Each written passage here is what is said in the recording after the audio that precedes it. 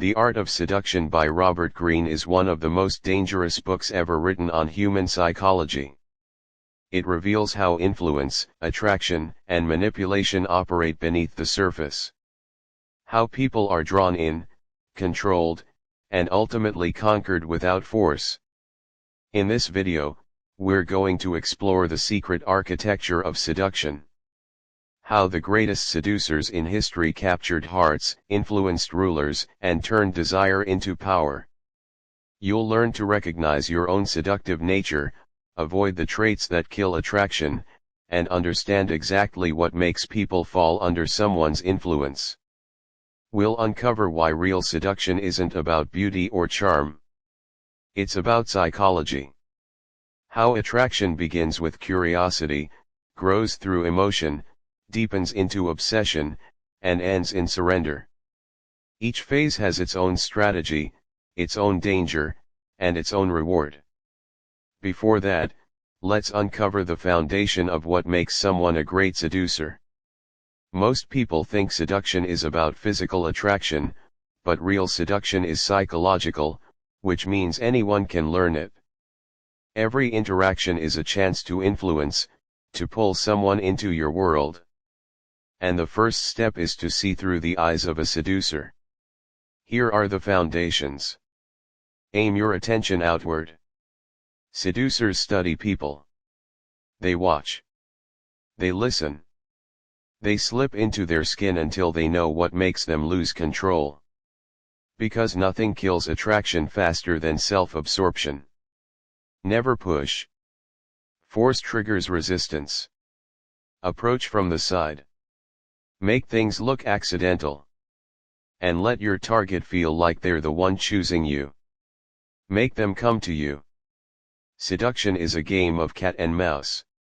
Drop hints, then step back. The absence of declarations makes every word loaded with meaning. Orchestrate emotions. It's not enough to awaken desire. You need to create an emotional storm. So, a dinner date alone won't do it. What really hooks someone is the story around it. The inside jokes that feel like a secret language or the adventures you turn into your thing together. Take your time. Seduction is a process. Don't improvise. Strategize. Like a general, you pace each step so anticipation keeps building. Keep mystery alive. Reveal fragments. Leave enough gaps for imagination to fill the void. Set the stage. The right atmosphere makes people playful, suggestible, open. You'll agree a candle-lit bar feels more romantic than a noisy cafe. It's that simple. Seduction works best when the environment itself feels like a world apart from the everyday. Turn words into magic. The right phrase, even a casual one, can hypnotize. Imagine someone who doesn't just flirt, but makes you feel like you were meant to meet. They talk about timing, about fate, about the universe lining things up. Then they disappear just long enough for your imagination to take over. So when they return, you're already convinced destiny brought them back. Alternate closeness and distance. Give warmth, then pull away, presence, then absence. The rhythm itself becomes addictive. Reseduction is real. Old flames never fully die. A bit of theater, the right symbol, and you can make the attraction feel alive again. Amorality is key. Seduction isn't about fairness or virtue. It's about influence. Go beyond desire. Make it unforgettable. Desire fades quickly, but if you make someone feel drawn into another world with you, that's what keeps them hooked. Now that we've covered the foundations, it's time to look at the players.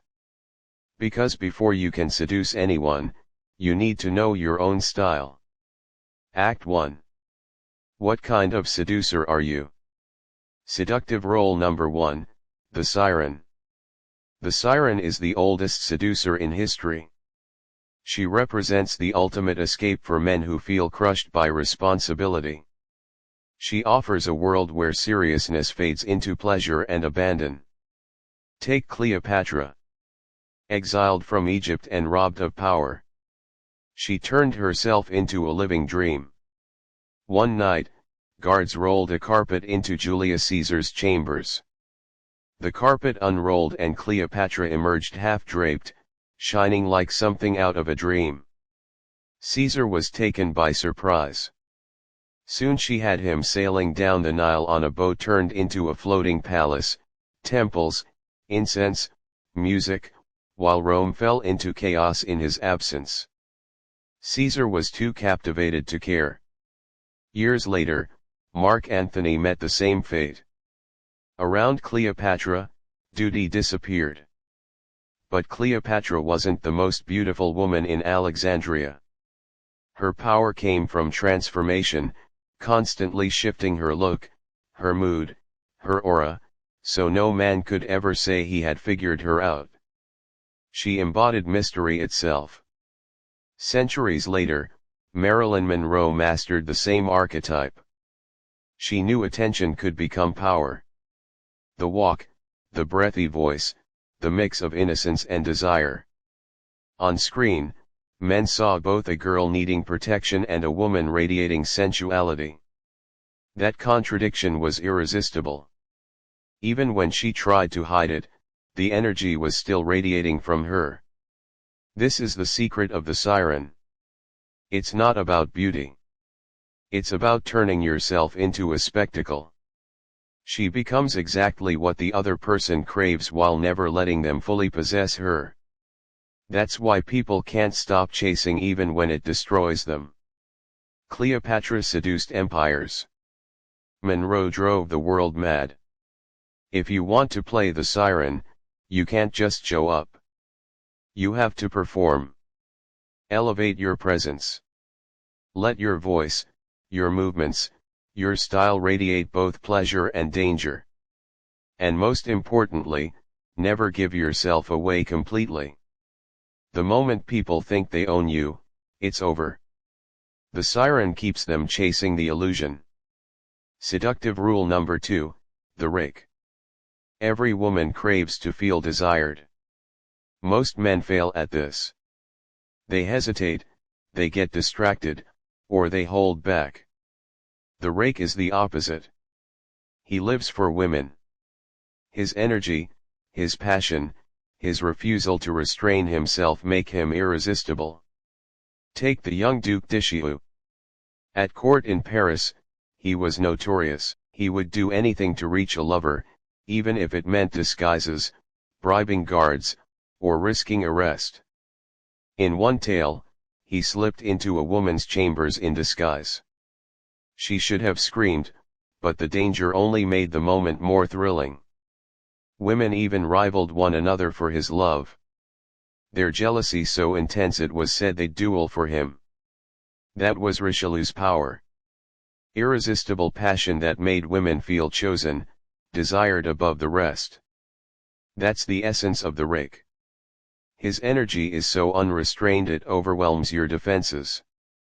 For a moment, you forget morals, consequences, even your own resistance.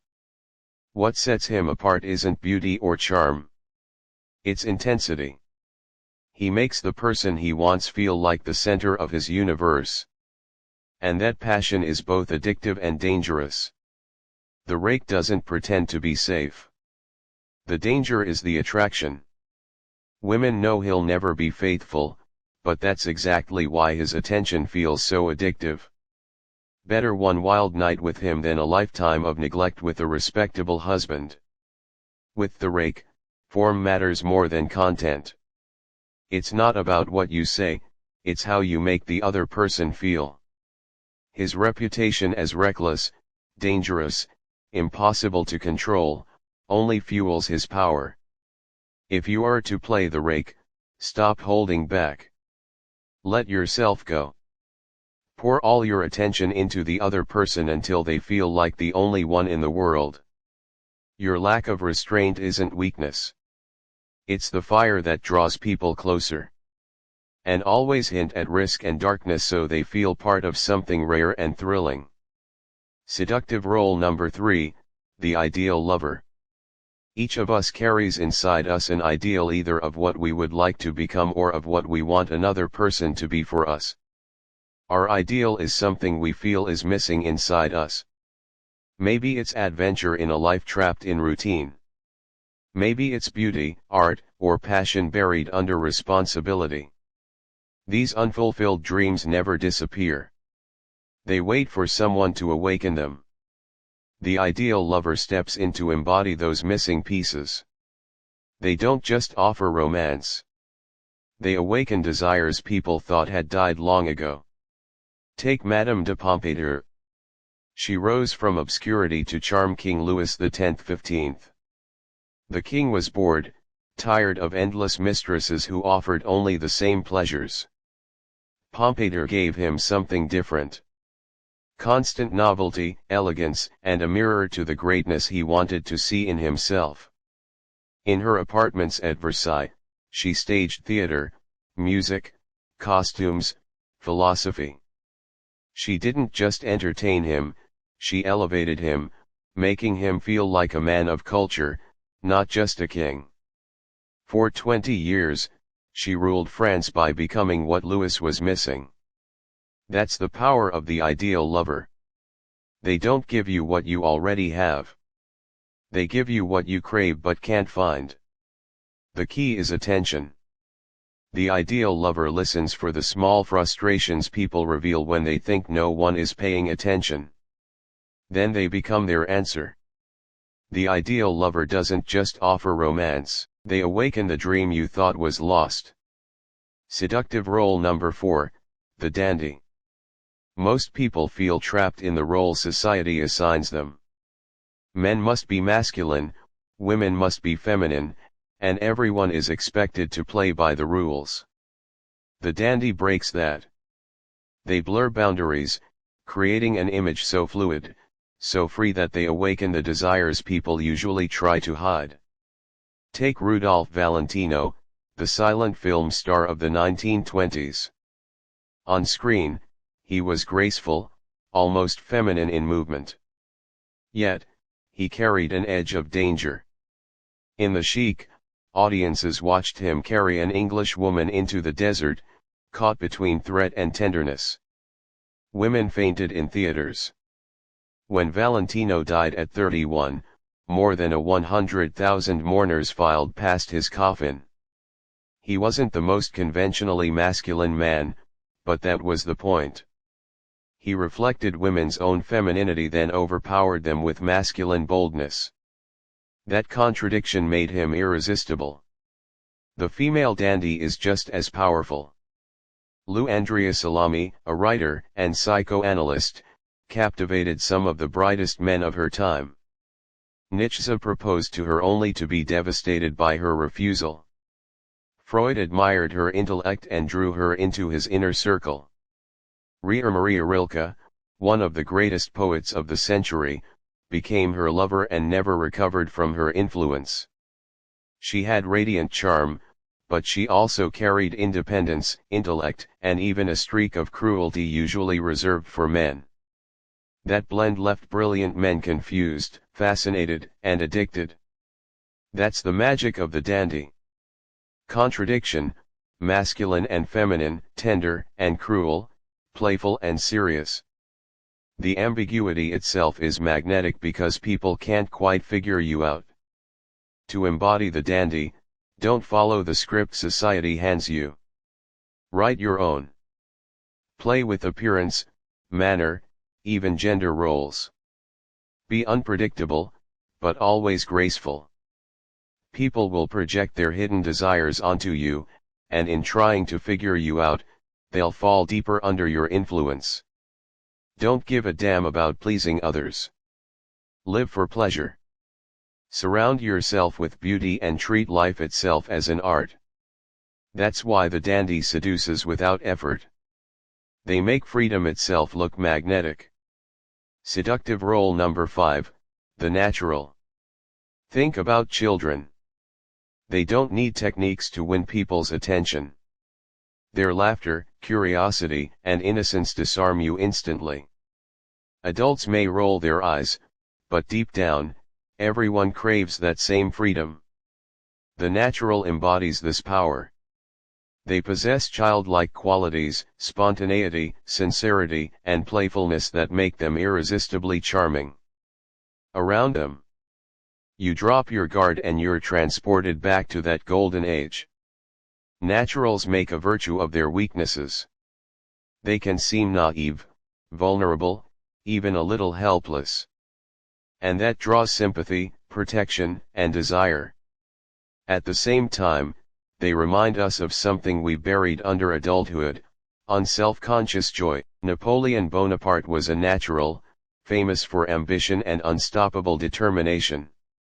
He had moments of childlike excitement, impulsive, energetic, unfiltered.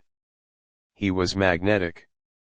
People wanted to be near that energy even when they knew he was dangerous.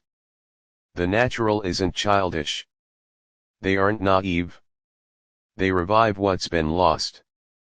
The spontaneity and openness of childhood, and turn it into power. There are many types of the natural, and the most magnetic combine more than one. The innocent.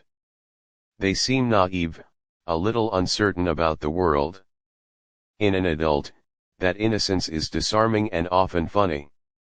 Their weakness, real or staged, makes you want to protect them. The imp, playful, daring, fearless, like children who don't realize they can get hurt, the imp teases and pushes boundaries. Their boldness feels refreshing. You don't take offense, you get intrigued. The wonder. Some are gifted with talent, music, art, sport that seems effortless, almost supernatural. The undefensive lover. Most adults carry scars. They wall themselves off to avoid pain, but that only makes them rigid and predictable. But the undefensive lover is the opposite. They stay open, physically graceful, emotionally receptive, curious about life. Their openness makes others feel safe enough to drop their own guard. What all these types share is joy. Naturals radiate a mood of play and possibility. And moods are contagious. That's the natural secret. They awaken the child within us. And once that child comes alive, resistance is almost impossible. Seductive role number 6, the coed. The coed seduces not by giving, but by holding back. They know that nothing is more addictive than desire denied. A glance here, a smile there, then sudden distance. This rhythm of hope and frustration keeps people hooked. Chasing the reward that always feels just out of reach. Look at Queen Elizabeth I. Surrounded by ambitious men, she kept them circling around her for decades without ever committing. She gave just enough. Private meetings, flattering words, playful affection to keep them burning with hope. But every time they thought they were close, she pulled away. The result? Lords and princes fought over her attention, offering loyalty, power, and gifts in return for promises that never came true. By holding back her affection, Elizabeth kept her heart and her kingdom under her own command. That's the coed's greatest weapon, the ability to delay satisfaction. People want what they can't have, and that simple truth gives the coed control. So to embody the coed, never give total satisfaction. Offer warmth, then retreat. Be present, then disappear. The more you delay, the deeper their desire grows. Seductive role number 7, the charmer. If the coed seduces by creating tension, the charmer seduces by softening it. Their secret is simple. They make you feel good about yourself. In their presence, you feel lighter, more confident, more seen. And because life is full of pressure and judgment, people can't resist someone who brings relief. At the French court of Louis X-15, survival depended on the king's mood. Real power belonged to those who could charm, entertain, and manipulate the king and his inner circle. In this game, courtiers learned to flatter without seeming false, to smile at rivals without showing malice, to turn every interaction into a small gift of pleasure. Their lives depended on making people feel valued. That's the charmer's power. They disarm conflicts with humor, listen without judgment, and compliment so subtly, it feels completely sincere. People crave their presence because it leaves them uplifted and understood. To embody the charmer, shift the spotlight outward. Here are Robert Greene's laws to become a charmer. Make others the center of attention. Fade into the background and let them shine. Be a source of pleasure. Don't dump your problems. Listen to theirs and lift their mood with humor, distraction, or comfort. Mirror their energy. People are narcissists. They love seeing themselves reflected. Stay calm under pressure. Never complain or justify yourself. Calm confidence is magnetic. It makes people trust you. Make yourself useful. Subtly enhance the lives of others. Offer small solutions. Add value without showing off. Always deliver. Empty promises destroy charm. And here's the art behind it. Talk less about yourself. Fascination will grow naturally. Show genuine curiosity in others. They'll open up without knowing why. Cut out negativity. That's the charmer's secret. They make life feel lighter. And once people associate you with pleasure and relief, they'll never want to let you go. Seductive role number 8, the charismatic. Charisma is not just charm. It's presence. The belief that someone carries a special destiny. Charismatics radiate confidence so strongly that others can't help but believe in them. Take John Fitzgerald Kennedy. Calm under pressure, clever in conversation, effortlessly confident, his style, youthful, polished, controlled, made people see him as the future of America. He inspired rather than lectured, lifting audiences simply by his presence. The secret of the charismatic is absolute self-belief. When you never show doubt, others stop doubting you. When you appear chosen by fate, people give themselves over to your will. If you want to embody charisma, start with inner certainty. Believe fully in your path. Speak with conviction. Stay calm when others panic. Project confidence so unshakable that people feel safer just standing near you. That's the foundation of charisma. So, what exactly makes someone charismatic? Robert Greene breaks charisma down into qualities you can cultivate. Purpose. People will follow you if they believe you know where you're going. The exact goal doesn't matter. What matters is conviction. Pick a cause, a vision, and never waver. Mystery. At charisma's core lies contradiction. Most people are predictable. When you mix warmth with distance, boldness with restraint, the effect is magnetic. People lean in trying to solve you. Saintliness. People are drawn to those who live by their convictions. Because people crave purity in a corrupt world. Eloquence. Charismatics speak with words that light people up. Rhythms, slogans, chants. But the true power comes from passion behind the words. Theatricality. A charismatic is impossible to ignore. They command silence, hold a room, and make every gesture feel charged with meaning. Freedom. While others repress themselves, the charismatic radiates freedom of risk, of desire, of death. And that liberation is irresistible. Fervini. Belief is contagious. Throw your whole being into a cause and others will feel the fire in your eyes. Vulnerability. A touch of emotion makes charisma human. It softens the aura of destiny and pulls people closer. Adventurousness. Charismatics take risks publicly, inspiring others to be bold. Magnetism. Above all, it's in the eyes. Calm but piercing. Charged with intensity impossible to ignore. Together, these qualities create the aura of destiny. People feel they're not just following a person, they're stepping into a greater purpose. Seductive role number 9, the star. The star seduces not by chasing attention, but by drawing it in. They shine from a distance, letting others project dreams and desires onto them. The secret is mystery. The less you reveal, the more people imagine. Take Keanu Reeves.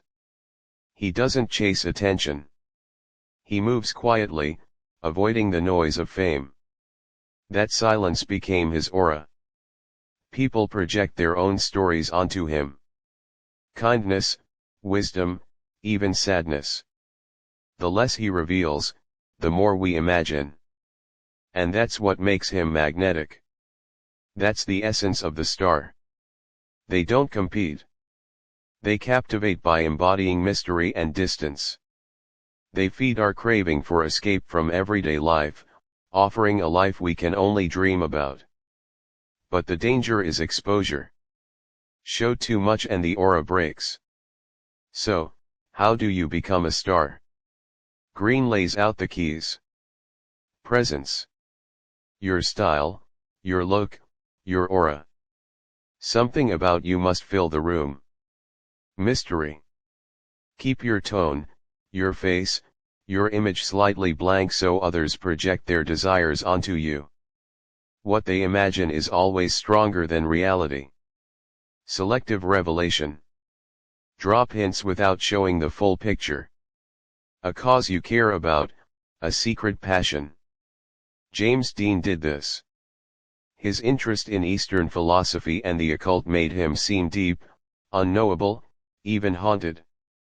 That hint of mystery fueled his legend performance. Everyone is acting, but the star knows it. They curate their image carefully, radiating beauty or glamour. When you control your appearance, you control the fantasies people build around you. That's the star's power. They don't demand attention. They attract it. By staying just beyond reach, they become a symbol, a dream, an illusion people can't stop chasing. Act 2. What kills attraction? Not everyone draws people in. Some do the exact opposite. They repel them without even realizing it. Robert Greene calls them the anti-seducers. 10 types of people whose habits kill attraction before it even starts. The key trait all anti-seducers share is insecurity. Where seducers project confidence and focus outward, anti-seducers obsess over themselves.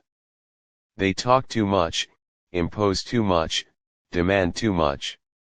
Instead of pulling you in, they push you away. Let's break them down. Seduction killer number 1, the brood. The brood is impatient.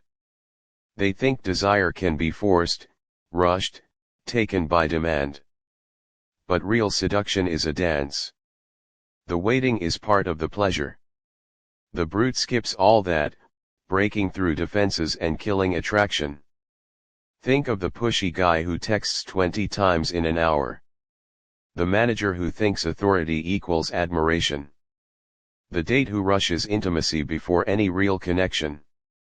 All brutes and all repulsive. Want to test if someone's a brute?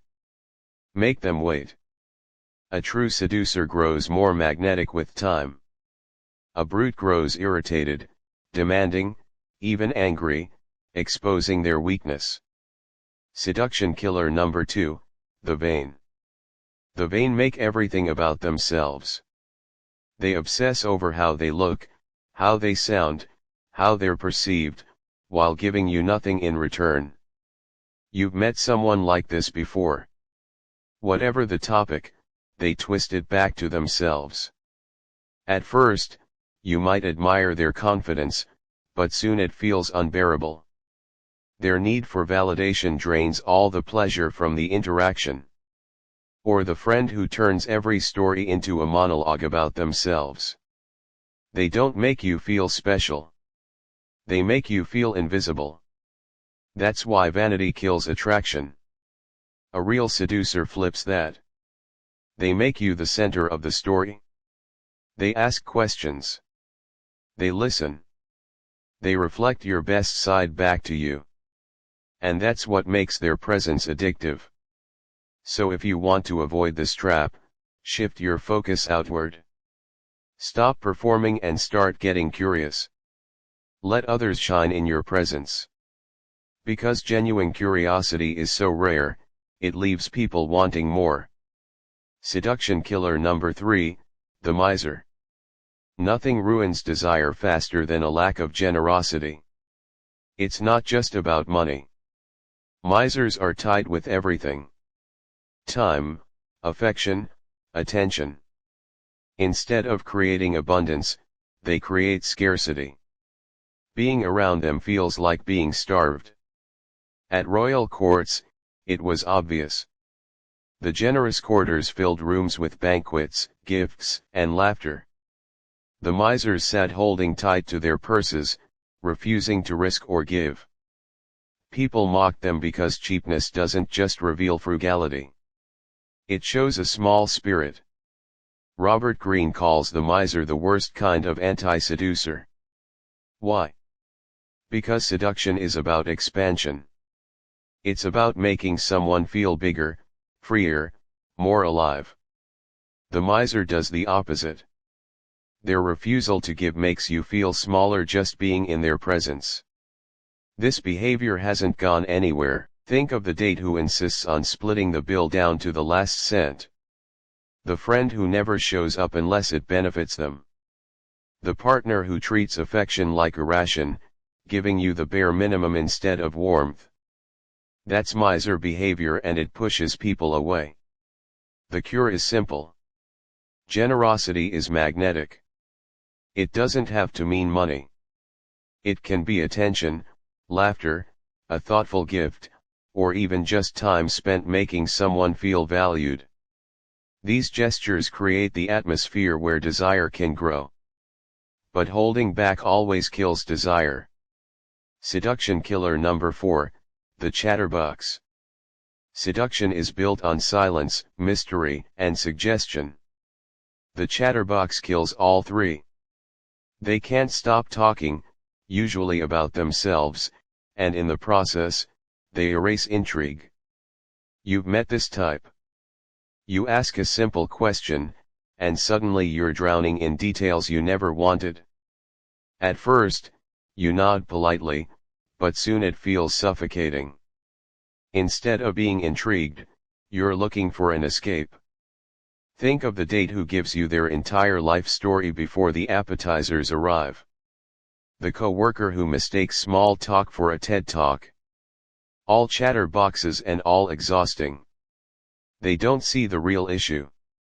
Their words aren't about you. They're about filling silence, calming their own nerves. But silence is powerful. It creates anticipation. It lets the imagination do the work. If you want to avoid this trap, talk less and listen more. Embrace pauses. Ask questions and let others reveal themselves. In seduction, a single glance or a half sentence is worth more than a flood of words. Seduction killer number 5, the sensitive one. Nothing kills attraction faster than oversensitivity. The sensitive one can't laugh at themselves, can't take a joke, and turns every remark into an insult. Instead of creating ease, they create tension, forcing everyone to tiptoe around them. Imagine trying to flirt with someone who treats every playful comment as an attack. What should feel light and fun turns heavy and uncomfortable. Robert Greene calls them reactors because that's all they do.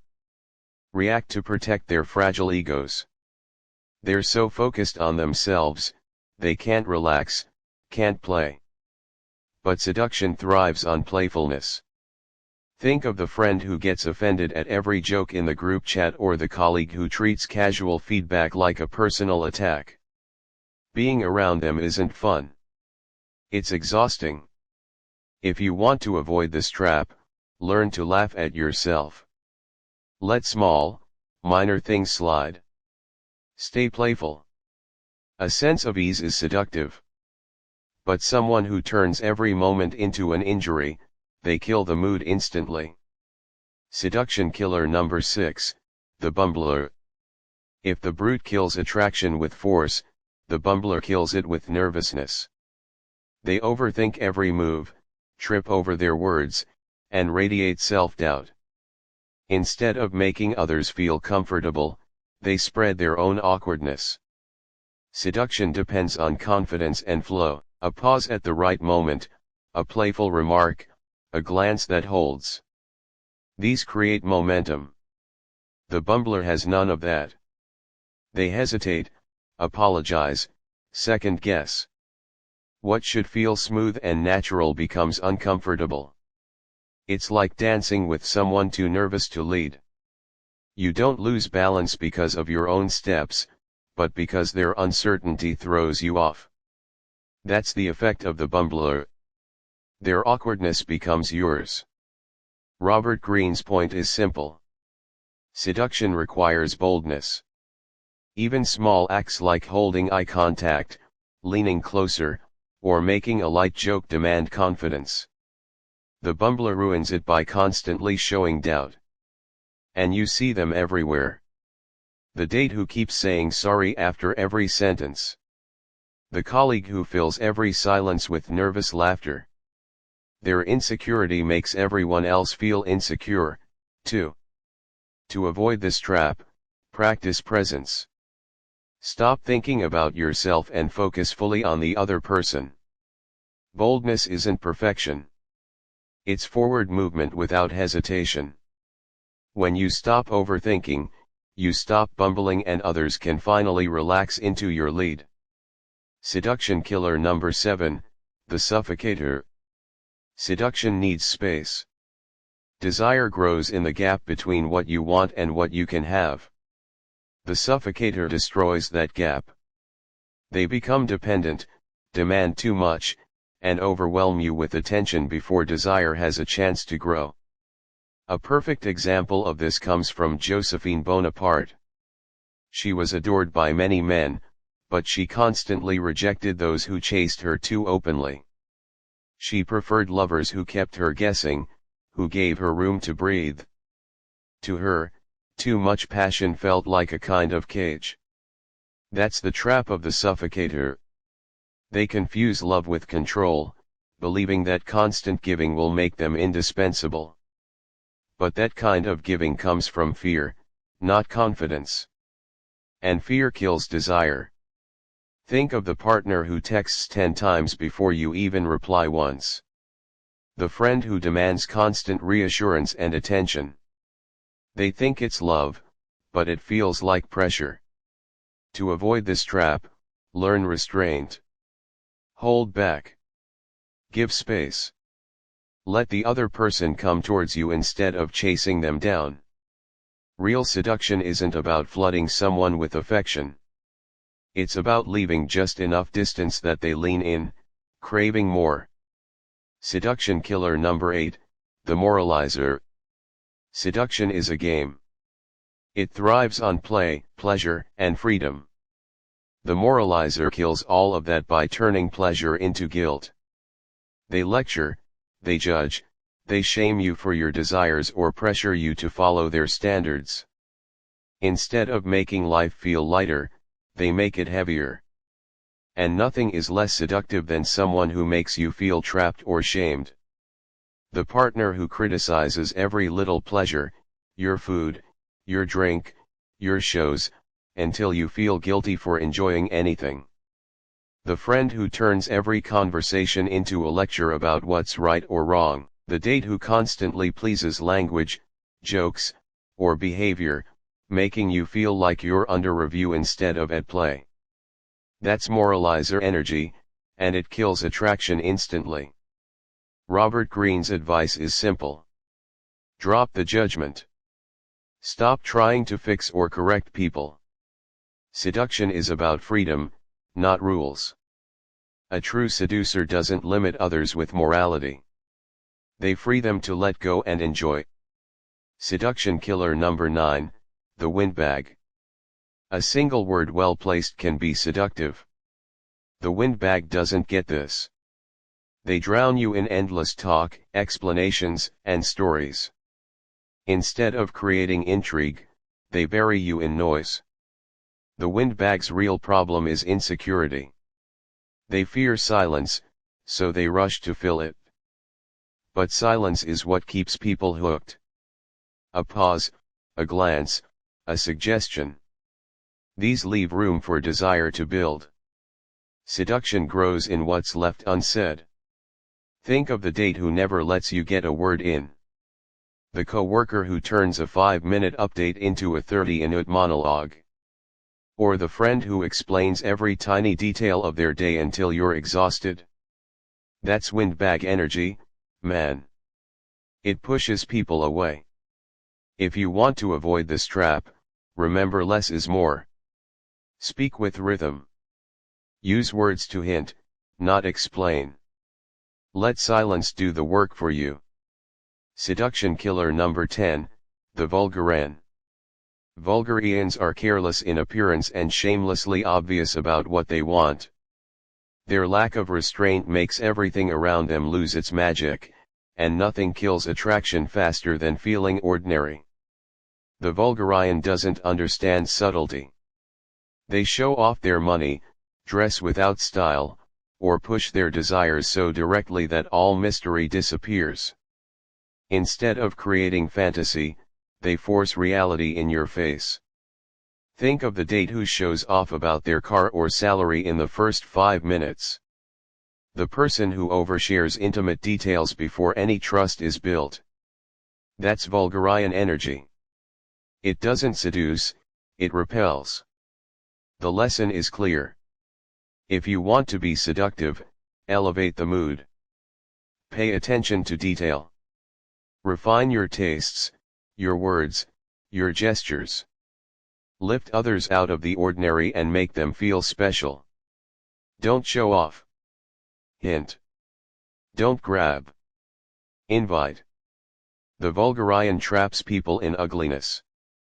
The seducer lifts them into beauty. We've looked at how seducers operate. Now it's time to flip the perspective. Who do they seduce? Acts 3. Who gets seduced? Seduction always begins with a gap.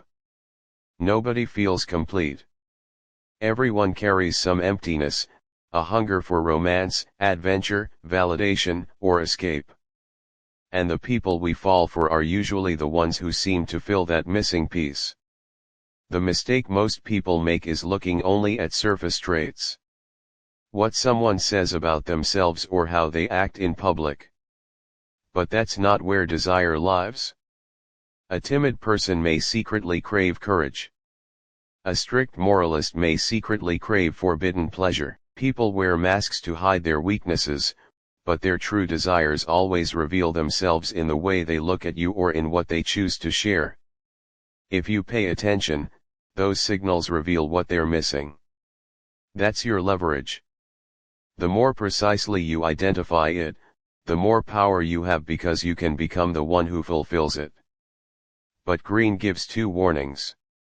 First, don't assume others lack what you lack. That's projection and it blinds you.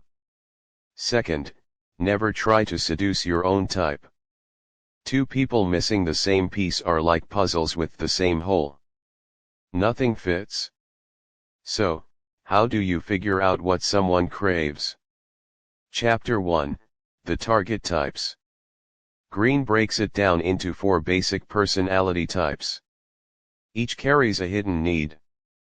Once you spot it, you'll know exactly which role to play. Type 1, the nostalgic. They live in the past. Childhood summers, first romances, the good old days. If you can reawaken that memory, give them a taste of what they've lost, they'll see you as the one who brings back time itself. Type 2, the escapist. They feel trapped by work, by family, by routine. They crave freedom, adventure, risk. To seduce them, become the doorway to another world. Give them a taste of escape and they'll hold on to you like a lifeline. Type 3, the self-indulgent. They want to be loved exactly as they are, strange, flawed, and all. Their secret need is validation. Make them feel fascinating for who they are instead of flawed, and they'll attach to you instantly. Type 4, the seeker. They're on a quest. They've built an ideal of what love or life should look like, and they're searching for someone who embodies that dream. If you can reflect even a piece of their fantasy, they'll believe destiny brought you into their life. The truth is this: people are never whole. And the moment you discover what's missing in someone, you stop being just another face in the crowd. You become the answer they've been waiting for. Chapter 2, the seductive victims. Beyond personality types, Greene goes deeper into what makes certain people truly vulnerable to seduction. He introduces victim archetypes, profiles shaped by experience, pain, or desire. Each carries a unique weak spot. And if you can identify it, you'll know exactly how to make them fall for you. Seductive victim number 1, the reformed Rake or Siren. Once they were magnetic, the center of attention, the Rake who chased conquests night after night, or the Siren whose presence turned heads effortlessly. But time has passed. Maybe they've married, aged, or settled down. On the surface, they look different. But inside, they ache to feel that power again. Think of the once famous party girl who now posts about her quiet family life, yet lights up at the slightest hint of attention. Or the aging playboy who swears he's done chasing women, yet his eyes betray him the moment someone treats him like he's still dangerous. To seduce them, you need to be subtle. Don't make it obvious you're reviving their charm. Let them believe the old magic never left, that they're the one seducing you. That illusion is powerful because it gives them back the self they feared was gone. Seductive victim number 2, the disappointed dreamer. Some people spend their youth lost in novels, poems, and films, imagining grand romances, and epic adventures. They believe their life will play out like a storybook romance. But reality rarely matches the dream. The job is boring. The relationship routine. And yet, that hunger never dies. Think of someone who grew up watching Disney or Hollywood love stories that had happy ending. As they got older, their dreams changed from perfect love to a perfect life. Now they scroll through Instagram travel reels watching strangers who seem to be living the life they once dreamed of. They're easy to seduce. All you have to do is awaken that lost feeling again. Because the disappointed dreamer's imagination does half the work for you. A hint of mystery, a touch of romance, and they'll fill in the rest. Take them on a late-night drive, and they'll turn it into a love story in their minds. Give them a taste of adventure, and they'll write the whole story with you at its center. But there's a risk. The moment reality sets in, the dream begins to fade. When things become too practical, too predictable, too ordinary, the spell breaks. Keep feeding the illusion instead. Let them dream and you'll become the embodiment of the life they always wanted. Seductive victim number 3, the spoiled child. The spoiled child has had everything handed to them. Attention, affection, luxury, treated like royalty from childhood. They grow up expecting the world to keep giving. But endless spoiling creates a problem. Boredom. They're never satisfied. Always chasing novelty. always demanding more. What they secretly crave is someone who can match their appetite for excitement and still provide the stability they lack. So to seduce the spoiled child, surprise them. Give them new experiences, playful distractions, and a rhythm that keeps them guessing. They'll cling to the one person who can keep their boredom away. But there's another layer. Deep down, the spoiled child seeks a parental figure, a steady presence, protective, someone who can spoil them in just the right way. If you create that balance, offering both novelty and stability, you'll become their anchor. Be warned, though, their instability comes at a cost. Their lives are full of drama, shifting jobs, fragile friendships, short-lived romances. If you can't keep feeding their hunger for stimulation, they'll quickly move on to the next source of excitement. Seductive victim number 4, the prude. The prude lives for appearances. They care deeply about what's respectable and acceptable in the eyes of others. On the surface, they seem rigid, moral, even judgmental. But here's the paradox. They secretly crave the opposite. Transgression. They long for someone daring enough to break the very rules they've chained themselves to. Think of the coworker who never swears, corrects every joke, and acts like they're above it all, but secretly binge watches reality shows full of drama and temptation. They act pure, but inside they're waiting for someone unafraid to take them into forbidden territory. To seduce the prude, don't argue or try to convince them. Instead, embody a touch of danger. Give them something to criticize, even to change in you. In the process, they'll be seduced by the very pleasures they pretend to condemn. The trick is balance. Push too hard and they'll turn defensive. But tempt them carefully with suggestion, playfulness, and just a hint of scandal, and you'll awaken their hidden fascination with the forbidden. Seductive victim number 5, the fallen star. Once they were the center of attention, the beauty everyone admired, the talent everyone envied, the star everyone wanted near. But time moved on and the spotlight shifted. On the outside, they act like they don't care. Inside, they crave the glow they once had. The fallen star still carries the memory of being desired and they're just waiting for someone to remind them. Think of the exathlete who still talks about their college glory days. One moment of admiration and you can watch them come back to life. To win them over, put them back in the spotlight. Make them feel seen, admired, celebrated. Let them shine and they'll associate you with the return of their power. The more you reflect their glow, the more they'll reflect it back to you. Seductive victim number 6, the novice. The novice is innocent, inexperienced, and secretly dying of curiosity. They stand at the edge of the unknown. Half terrified, half fascinated. What they crave is a guide, someone who can open the door to a world they've only imagined. Casanova built his reputation on novices. He knew they were dangerously easy prey.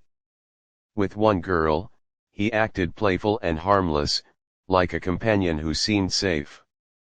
With another, he revealed just enough a touch of danger wrapped in romance to excite her without pushing her away. He mastered the balance between excitement and fear, offering just enough darkness to thrill without ever terrifying them. Novices don't need obvious seduction. Their imaginations do most of the work. A single romantic move, a hint of mystery, or the slightest suggestion awakens a world of possibilities. And what makes them irresistible to every seducer is this. They want to learn and they want to learn from you. Think of someone who's never dated seriously, who grew up overprotected, but spends nights binge watching romance dramas. They talk about wanting new experiences, but have no idea where to begin. If you can play the role of guide, half innocent, half dangerous, you'll awaken their curiosity and pull them straight into your world. Seductive victim number 7, the competitor. The competitor is fueled by challenge. They see life as a game, always searching for obstacles to overcome and people to win. What excites them isn't possession, it's the chase. Give in too easily and they lose interest. Resist and you become their obsession. Queen Elizabeth I mastered this. Surrounded by suitors, she fed their desire but never satisfied it. She never gave herself away fully, offering just enough resistance to make kings and princes fight for her attention. For her, the chase was more thrilling than the capture. Seducing a competitor means keeping the game alive. Never too simple, never fully won. Stay out of reach, unpredictable, impossible to possess. Give them something to struggle against and they'll keep coming back, drawn by the tension. Seductive victim number 8, the exotic fanatic. Some people are obsessed with the unknown. They're drawn to what feels foreign, mysterious, or forbidden. Anything that breaks the monotony of their world. They're not hungry for comfort. They're hungry for escape. To seduce an exotic fanatic, you must embody that air of mystery. If you truly come from another culture or background, you already have an advantage.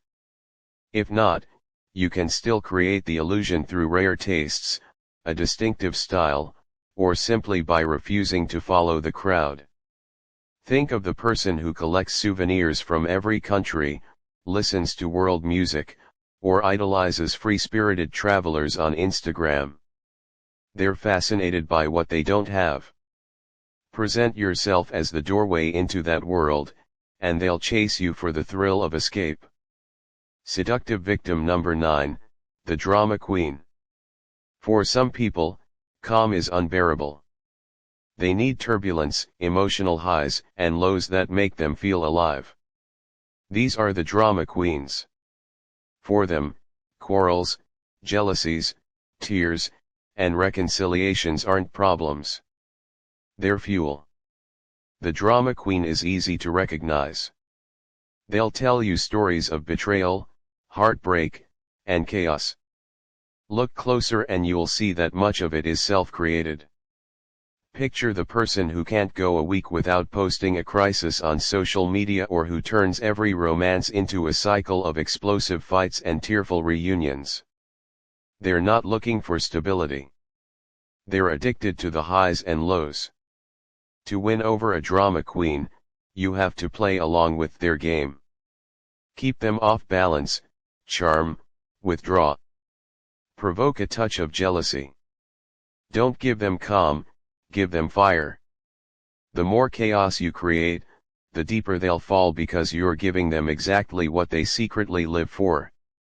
Seductive victim number 10, the professor. The professor can't stop thinking. They analyze every word, every gesture, every feeling until all spontaneity disappears. They take pride in their intellect, but deep down they long for freedom from their own thoughts, a kind of peace they can never find on their own. Jean-Jacques Rousseau was the perfect example. Brilliant, obsessive, endlessly reflective. He dissected his own emotions and the motives of everyone around him, yet, he constantly fell for lovers who pulled him out of his head. Women who overwhelmed him with sensuality and presence. For all his intellect, what he craved most was to feel. Think of someone who overthinks, Googles relationship advice late at night, or rewrites a text 10 times before sending it. They seem detached, even rational. But what they really want is someone who draws them into passion, something they can't reduce to logic. The way to seduce a professor isn't by competing with their mind, but by letting them keep their sense of superiority.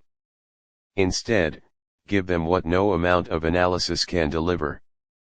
Raw emotion, physical experience, even a touch of spontaneity. Seductive victim number 11, the beauty. From the moment they were young, the beauty lived under the eyes of others. Admiration gave them power, but also built a prison. They constantly fear their beauty is losing its power, that they're no longer the center of attention, that their worth is vanishing in the crowd. Greta Garbo embodied this. Idolized as one of the most captivating women of her time, she grew increasingly insecure with age. She withdrew from Hollywood, fearing the day her beauty would no longer captivate. The very gift that made her powerful became her curse. That's the vulnerability of the beauty. They crave to be seen beyond appearances. Flattery about their looks will please them, but it isn't enough. What truly seduces is admiration for their mind, their talents, or their character. Think of the Instagram model who lives for likes, but secretly fears being forgotten. Or the person who's always been the pretty one in their group, but craves to be valued for more. They want someone who notices what everyone else overlooks. To seduce the beauty. Admire their hidden qualities. Stimulate their mind. Admire their skills. Let them feel capable and unique. And when the moment's right, step back so they feel their power to attract. That tension keeps them hooked because you've given them something no mirror ever could. Inner beauty. Seductive victim number 12, the big baby. Some people never grow up in their 20s. Their playful irresponsibility feels exciting. In their 30s, it's still tolerable. But by their 40s, the charm starts to fade. Think of the adult who still parties like a teenager who bounces between jobs or partners and leans on others to handle the serious stuff. The big baby stays irresponsible, indulgent, and underneath it all desperate for someone to take care of them. The key to winning over the big baby is to step into the role of the responsible adult. Don't scold them. That only makes them retreat. Instead, offer patience, order, and dependability. Be the steady, nurturing figure who provides structure without killing their playfulness. The more you become their anchor, the more attached they'll become. Seductive victim number 13, the rescuer. Some people are addicted to saving others. They see vulnerability, sadness, or struggle, and they rush in to help. On the surface, it looks like kindness, but underneath lies a need to feel indispensable. The one who heals, the one who fixes. Lord Byron, the infamous poet, attracted countless women by playing the tortured soul. He cultivated an aura of suffering, hinting at wounds too deep to heal. Women felt chosen, special, even noble for trying to save him. He rewarded their devotion with heartbreak, then moved on to the next woman, eager to play the savior. That's the weakness of the rescuer. They're not drawn to perfection, but to pain. Show them a side of your wounds, and they'll pour themselves into you. Think of someone who's always in relationships with projects, partners with bad habits, messy pasts, or emotional baggage. They listen deeply. They offer comfort, and they can't resist someone who seems a little broken. To seduce a rescuer, don't oversell your strength. Instead, let them see your wounds. Hint that you've been hurt, that life has been unfair, that you need someone who truly understands. They'll step into the role without hesitation, and once they do, they'll struggle to let go. Seductive victim number 14, the Rule. The Rui has lived for the thrill of experience.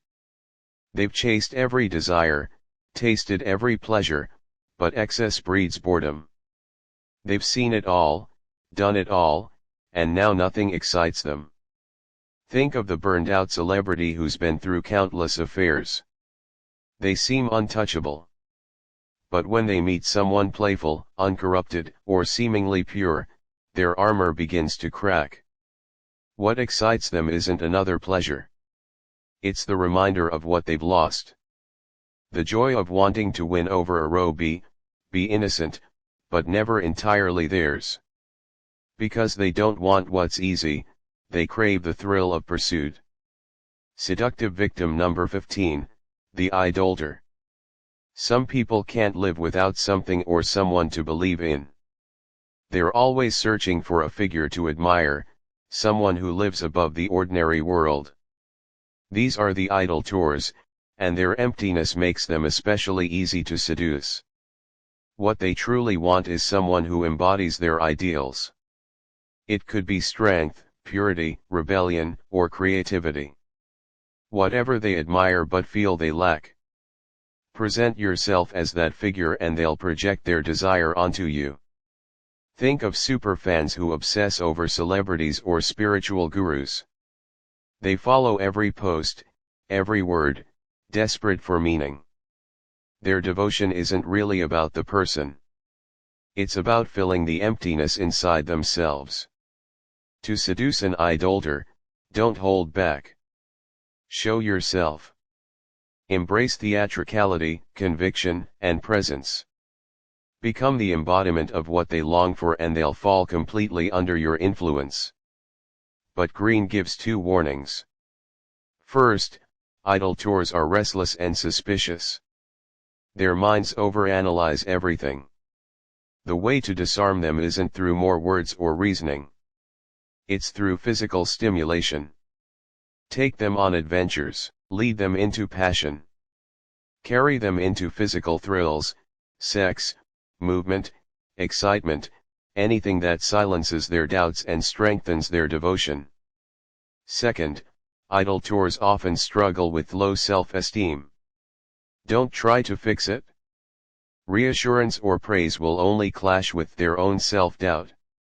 Remember, their role is to give you adoration, not expect it back. Step fully into the figure they crave, and their adoration will flow toward you. Total consuming and blind. Seductive victim number 16, the sensualist. Some people don't just see the world, they feel it. Colors, scents, textures, music, every detail strikes them deeply.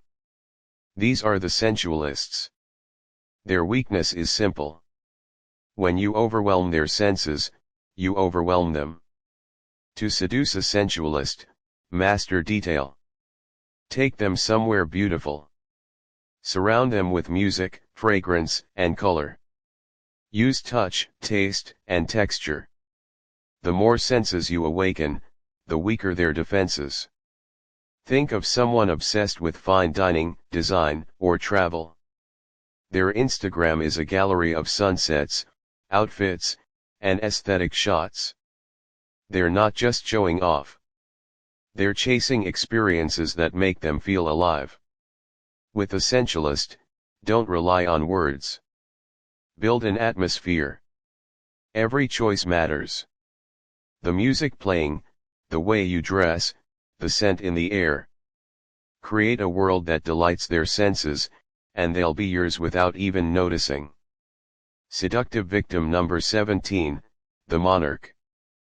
Power looks glamorous from the outside, but for those who live with it, it often feels like a prison.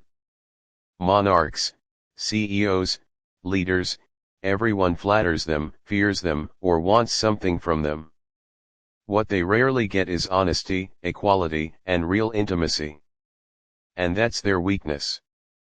Napoleon Bonaparte himself craved this. Surrounded by generals and courtiers who bowed at every word, he was captivated by Josephine because she treated him differently. She teased him, resisted him, even ignored him at times.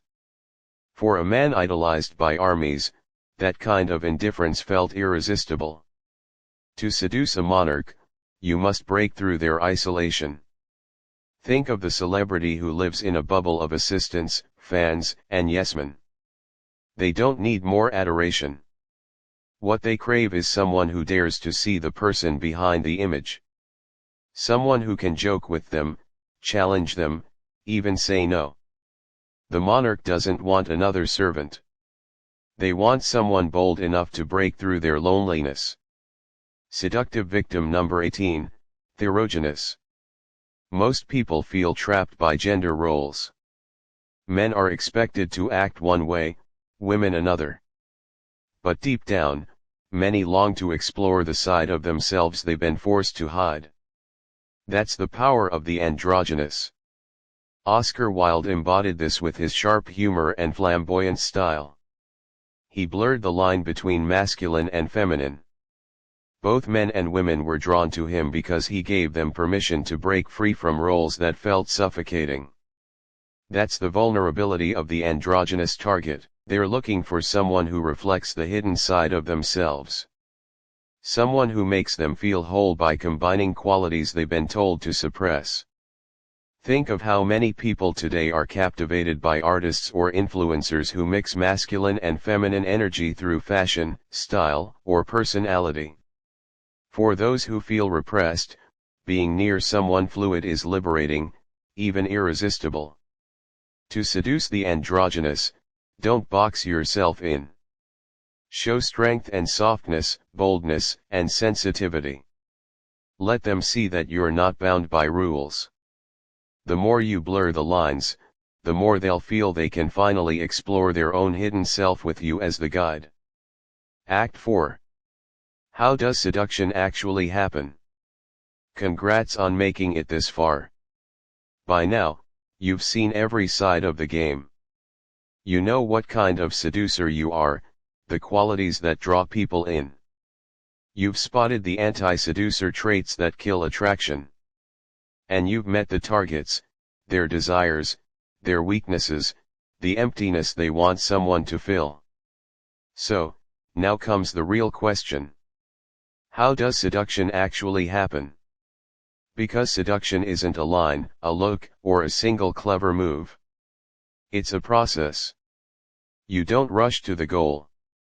You lead someone step by step through an experience they can't forget. Robert Greene breaks this into 4 phases, each building toward the finale. If you rush, the spell breaks. Because what makes seduction powerful isn't the end. It's the anticipation, the waiting, the drama that plays out along the way. Phase 1, Separation. The first moves. Every seduction begins with a break. You can't seduce someone who's fully absorbed in their routines.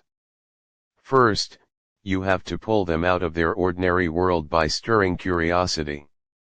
Once you have their attention, the game begins. Chapter 1. Choose the right victim. Every seduction begins before the first word is spoken. It starts with who you choose to seduce. Take Casanova. He never wasted time on women who were perfectly happy. He looked for the dissatisfied, the ones trapped in loveless marriages, the ones craving something more. That hidden hunger made them far more receptive. In reality, not everyone can be seduced. Someone busy or absorbed in their career will resist. But someone restless, someone isolated or bored, that's where opportunity lies. However, choosing the right person isn't just about their weakness. It's also about what they bring out in you. Robert Greene says, the perfect victim is the one who stirs both fear and attraction. That tension keeps the chase alive. Greene illustrates this with the novel Liaison Danger, inspired by real personalities and behavior from the libertine culture of pre-revolutionary France. In it, the young Vicomte de Valmont, one of Paris's most notorious libertines, had seduced countless women. But the game had grown too easy, too predictable. Then he met Madame Devil, a serious, devoted wife, staying at a country chateau. On the surface, she was plain in dress, serious in manner, and completely devoted to her husband. Not the obvious choice, but for Valmont, her innocence became irresistible. The very fact that she seemed beyond reach made conquering her the ultimate challenge. And that's the point. The right victim isn't always the most beautiful or available person. It's the one who forces you to be more daring, more alive. So before you make a move, study people. Don't just listen to what they say. Notice the blush, the nervous laugh, the shift in mood when certain topics come up. Those tiny signals reveal the hunger inside. Once you see it, the game begins. Chapter 2. Create a false sense of security. Approach indirectly. Come at someone too directly and their defenses rise. That's why the second rule of seduction is simple. Don't attack directly. Approach from the side. It should feel like accident, like fate. Like a friendship that slowly turns into something more. Your target should never feel manipulated. They should feel in control, as if the whole thing was their idea. Be subtle. You lower defenses by hiding intent. Maybe you start neutral, moving gradually from friend to lover. Or you arrange a few chance encounters until it feels like destiny brought you together. Once they feel safe, you move closer step by step. You can see the strategy in the story of the Duchesse de Montier, known as La Grande Mademoiselle, one of the richest women in 17th century France. For decades, men courted her for her fortune. Then came the Duc de Lassagne. He didn't flirt openly. He became her friend, talking with her about theater, poetry, politics. For months, she barely noticed. But soon, she found herself missing him. His presence became the highlight of her day, and she believed she was the one falling for him. And that's the trick. By playing the friend, you gather secrets, tastes, habits, vulnerabilities. You let them relax. And when the moment finally shifts, a compliment, a touch, they're caught off guard. They wonder, why hasn't this moved further already? And suddenly, they're the ones chasing you. There's nothing more powerful than making someone believe they're the seducer. Chapter 3. Send mixed signals. It's easy to catch attention, harder to keep it. People lose interest in what's clear. Mystery is what makes them stay. So send mixed signals. Show innocence, then confidence, warmth, then distance, strength, but also softness. Contradiction makes you fascinating because people can't quite figure you out. Take Queen Elizabeth I. She called herself the Virgin Queen, pure, untouchable, almost saintly. Yet, she openly flirted with her courtiers, offering hope, then pulling it away. Was she a devoted woman or a calculating ruler?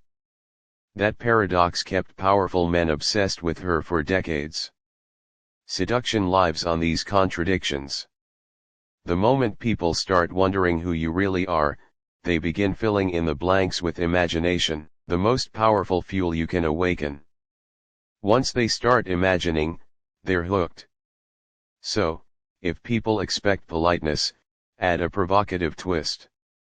If they see you as confident, show a flash of vulnerability. If you're playful, let a serious side slip through. The point isn't to confuse. Is to stay unpredictable enough that curiosity never dies. Chapter 4. Appear to be an object of desire. Create triangles. Nothing fuels desire like seeing other people want the same thing. Attraction is contagious. When others are drawn to you, your value rises instantly. That's why Rudolph Valentino became the ultimate sex symbol of the 1920s. On screen, he wasn't just handsome, he was desired. Women trembled when he looked at them, fainted at his touch. And in theaters across America, real women fainted, too. They didn't just want him. They wanted the man that other women wanted. This is the power of triangulation. The moment a third person enters the picture, attraction turns into obsession. If your target senses competition, winning you becomes a matter of pride. A photo where friends crowd around you makes you more attractive. Walk into a room where people light up at your presence and suddenly your target feels the pull because we want what others want. So, how do you turn this to your advantage? Surround yourself with admirers, friends, or even past lovers who speak well of you. Let rumors of your desirability spread. Your reputation will do the seducing for you. Use contrast. If your target has to choose between chatting with you or someone boring, you shine brighter by comparison. And keep some distance. An object that feels rare and hard to obtain is always more prized. Think of it like this. Nobody wants to eat in an empty restaurant. But the moment you see a crowd lining up outside, you want a table, too. Desire is social. It feeds on proof. That's the secret. Don't try to sell yourself directly. Make them believe everyone else already sees it. Once they feel they're competing for your attention, they'll work harder to win you and never realize the stage was set from the start. Chapter 5. Create temptation.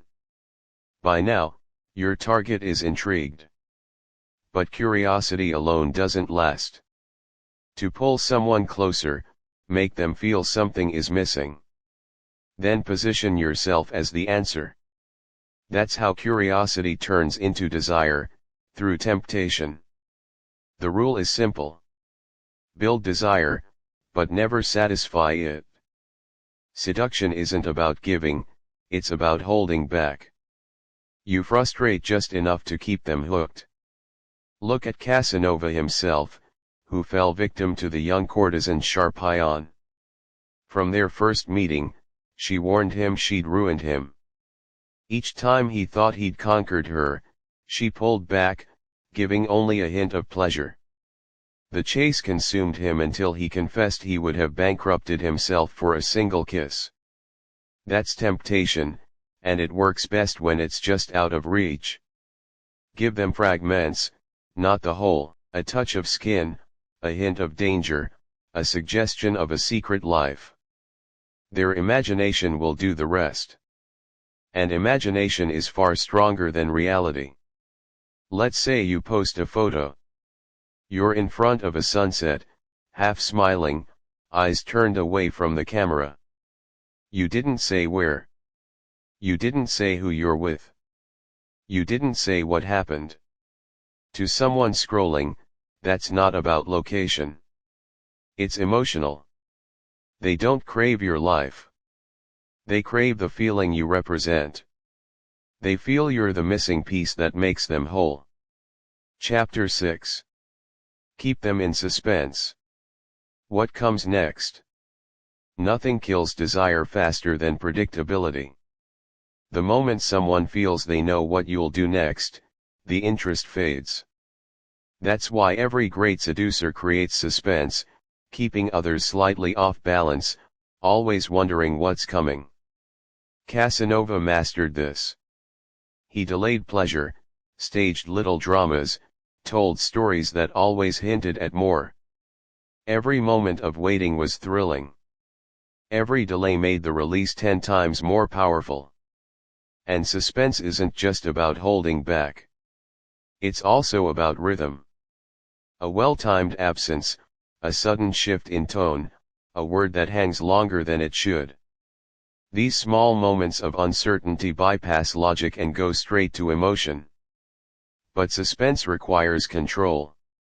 If you disappear too often or repeat the same tricks, the pattern becomes predictable.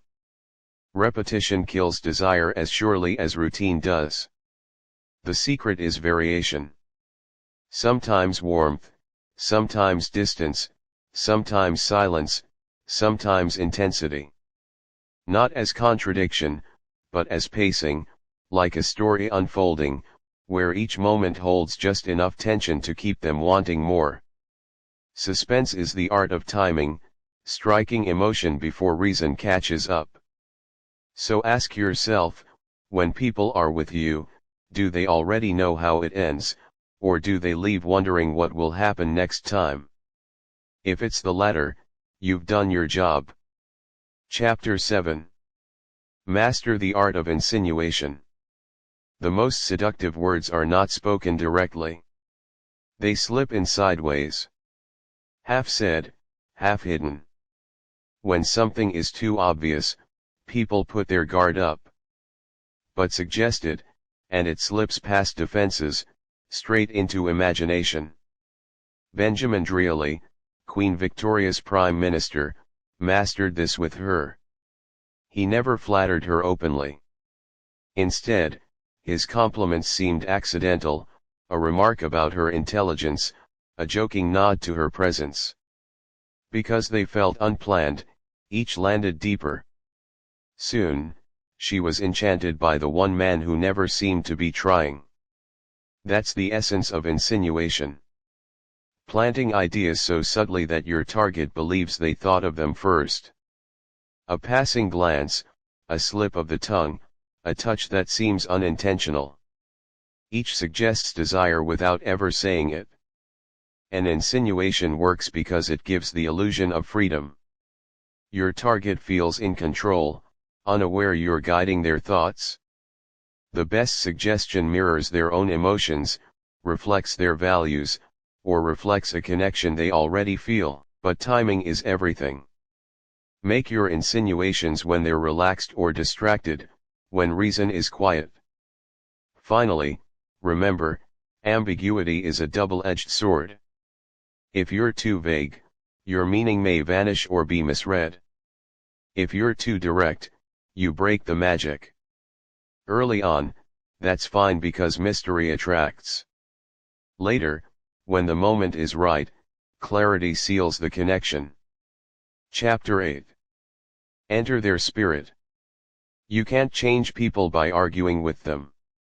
The more you try to convince them, the more they close off. But step into their world, reflect their moods, their fears, their hidden desires, and they'll open up on their own. That's the secret of seduction. Not to fight resistance, but to dissolve it from within. Casanova mastered this. He never used one formula. He adapted to each woman. With a devout girl, he spoke of God and purity. With an intellectual, he debated philosophy. With a lonely young wife, he mirrored her sadness, then offered comfort. Each woman felt he saw her soul. When in truth, he was simply reflecting what she needed to see. Barack Obama used the same power in politics. He didn't speak to people.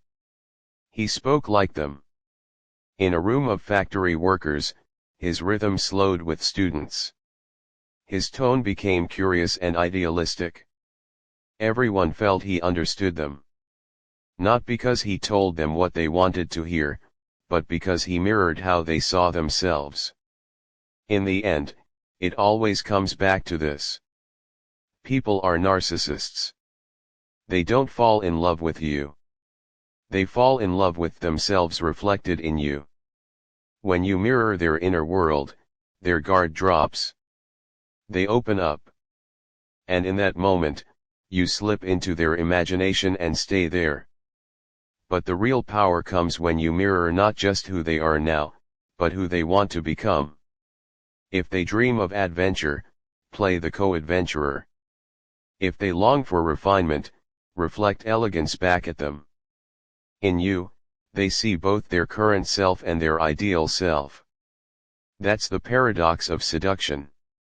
They feel seen, understood, even powerful. But in seeing themselves in you, they hand you the mirror and all their control with it. Phase 2, Confusion and Suspense. At this stage, your target's interest is real, but still fragile, pulled between pleasure and fear. Now, the goal is to deepen their dependence. Create moments of intense connection, then sudden distance, not to tease, but to unbalance. Confusion keeps them hooked because it feels like passion, and by the time they try to make sense of it, the spell is already too strong to break. Chapter 9. Use words to control emotion. Words don't just communicate, they manipulate. The right words bypass logic and go straight into emotion, leaving your target disarmed. The trick isn't to talk about yourself, it's to make them feel understood. Because people resist logic, but they give in to feeling. Your words should flatter and suggest, not explain or argue.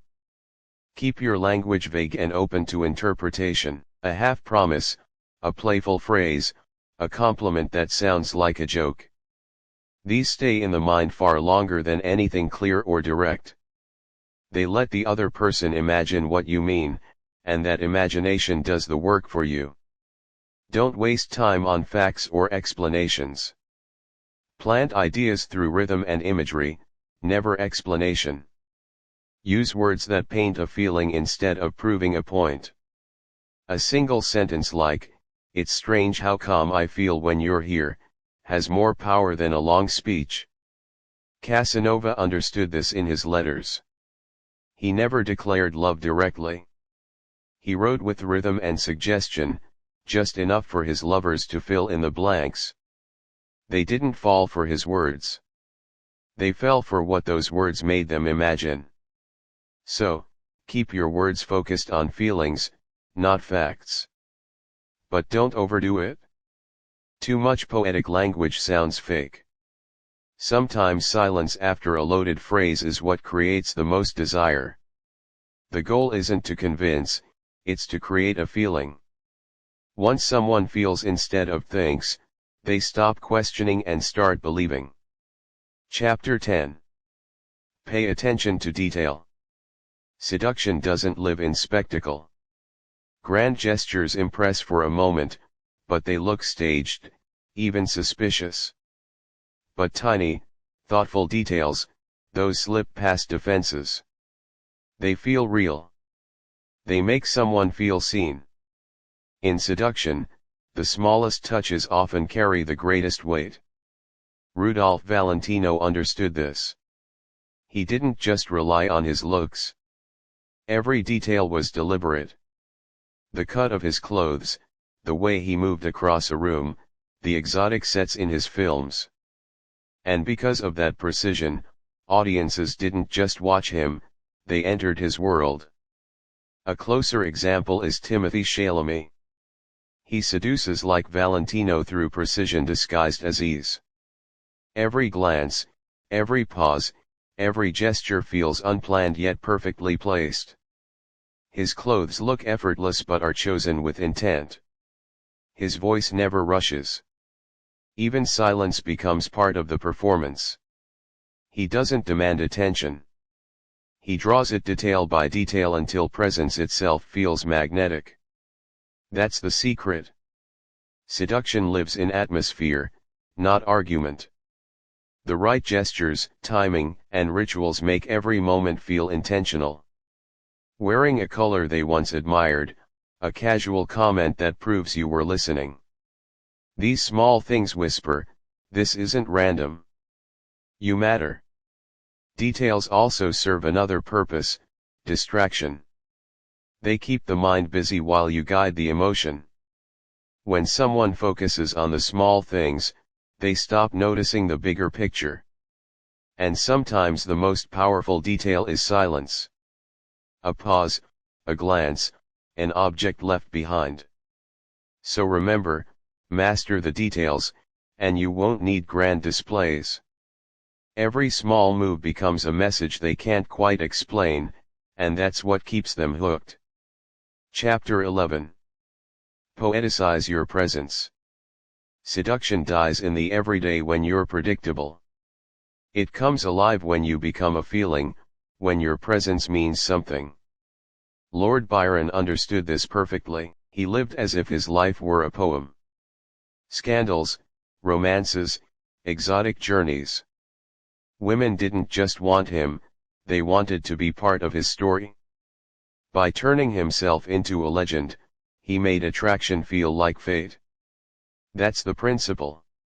Make your presence feel poetic. Connect your presence with images, moods, and mystery. When people think of you, they shouldn't remember details. They should remember sensations. Marcel Proust captured this idea in Remembrance of Things Past. The character Swann becomes obsessed with a woman who wasn't even his type.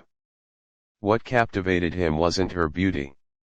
It was a melody from a concert they once attended. That song linked with her image, making her unforgettable. You can do this, too. Associate yourself with poetic images. Music, rituals, art, travel, anything that evokes emotion. And don't just elevate yourself, elevate them. Chateaubriand wrote poems that made women feel like goddesses. Benjamin Disraeli compared Queen Victoria to heroines of history.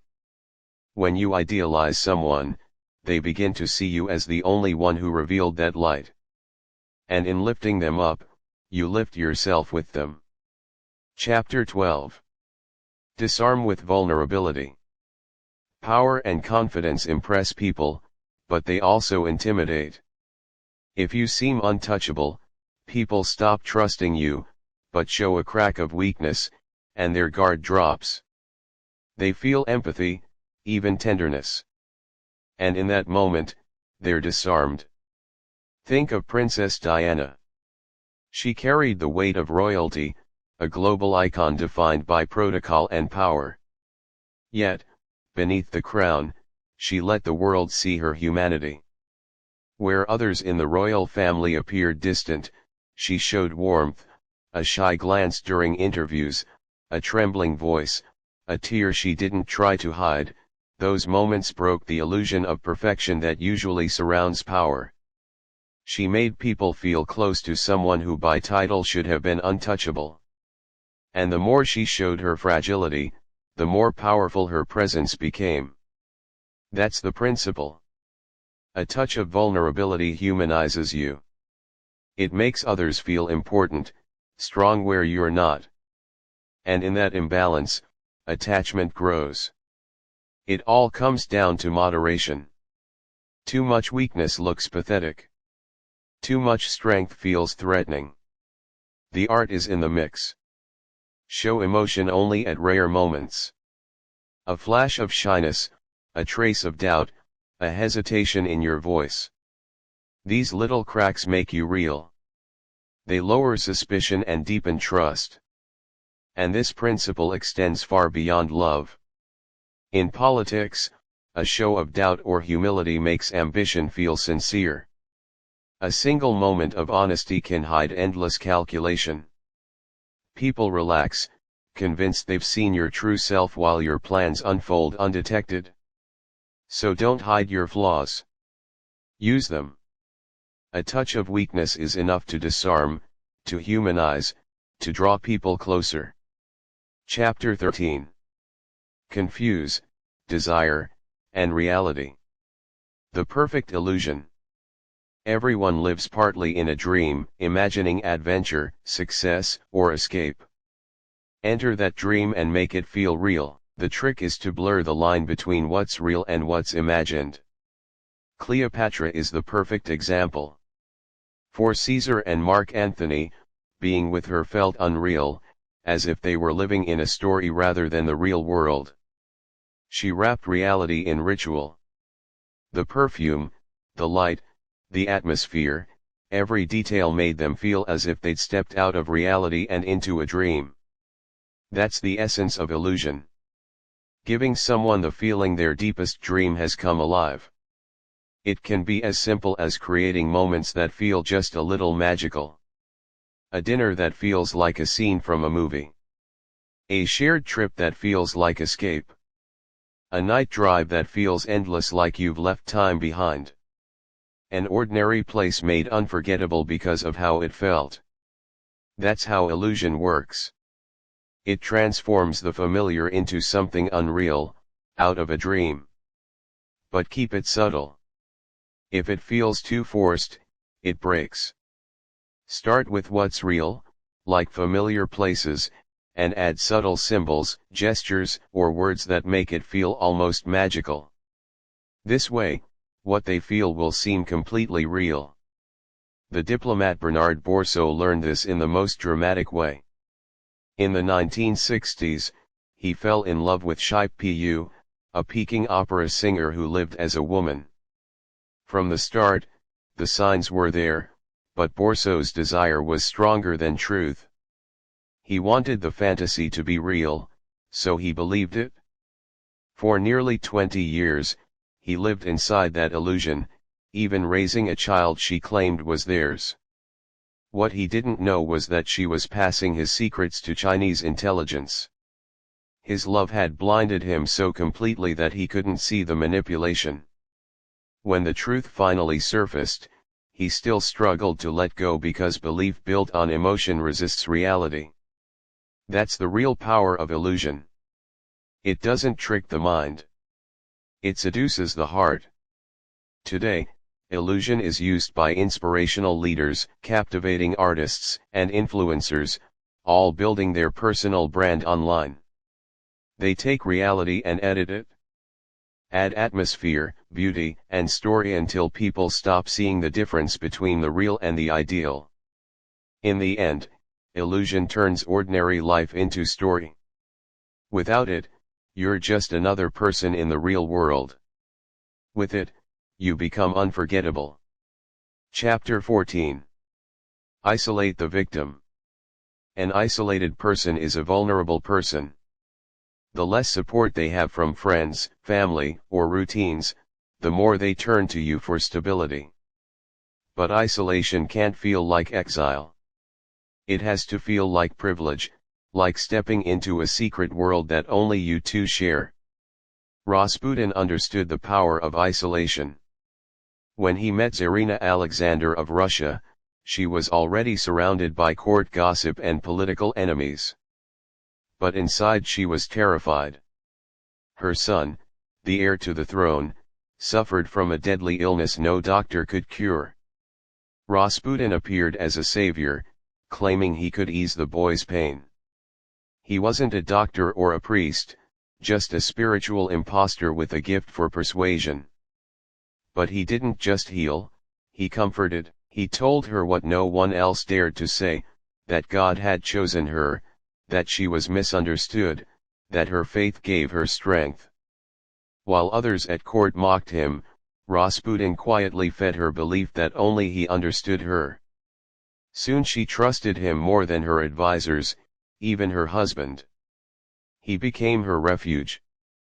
That's the key. Don't just isolate someone physically.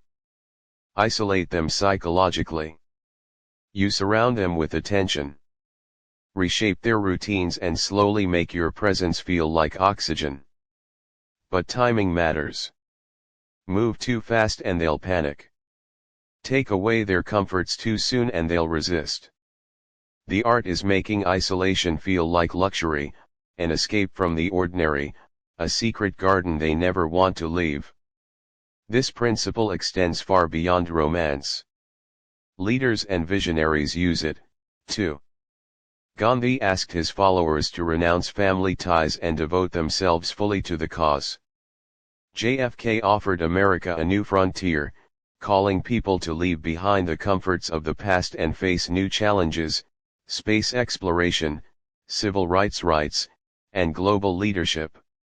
So isolation builds unity, dependence, and devotion, whether in love or in power. Chapter 15. Prove yourself. At some point, words lose their power. No matter how charming you are, doubt always slips in about your motives, your sincerity, or the depth of your feelings. To break through doubt, you need proof. And in seduction, proof means sacrifice. There are two ways to prove yourself. The first is spontaneous sacrifice. Life hands you the chance. Your target is in trouble, worried, or under pressure. Most people offer sympathy. Not you. You go further. You stay all night. You spend more than you can afford. You risk looking ridiculous. Even if you fail, the excess itself proves sincerity. A flawed but costly gesture is more seductive than a perfect but effortless one. Think of someone sending emojis to comfort a friend in a difficult moment. Now, think of the one who shows up at 2 a.m. when your car breaks down. That kind of action ends doubt instantly. The second is the staged act. When suspicion is highest, create your own test. Take their side publicly. Defy a rival. Stage a daring rescue. Nothing connects people faster than emotion mixed with risk. And risk turns emotion into attachment. That's the lesson. Resistance isn't rejection. It's often a test, a sign that emotions are engaged. The mistake is retreating too soon. Push further, prove more. So maybe resistance flips into devotion. Phase 3, going deeper. Now you reach beneath awareness. Buried desires, forgotten memories, hidden fears. You're going to work on the unconscious through images, little rituals, and emotion. And that's what awakens nostalgia, excitement, and faith. Making them feel safe, alive, and meant to be with you. Chapter 16. Make them feel young again. We all crave one thing without realizing it. To feel young again. Adult life is full of pressure and responsibility, and deep down, we want to escape it. That craving is nostalgia. One of the deepest emotions in seduction. A skilled seducer can make someone feel safe, playful, even childlike again. Actors like Timothée Chalamet understand this. The soft voice, calm gestures, that fragile confidence, it's disarming. People don't just desire him, they want to protect him. That mix of innocence and desire makes people let their guard down. It feels real, not performed. The method is simple. Become a mirror for their past. Ask about childhood, first loves, old disappointments. Don't judge. Don't interrupt. Just listen. The act of remembering is powerful. When they feel youth again, they unconsciously connect those emotions to you. There are 4 ways to trigger regression. Infantile regression. Recreate the connection between mother and child.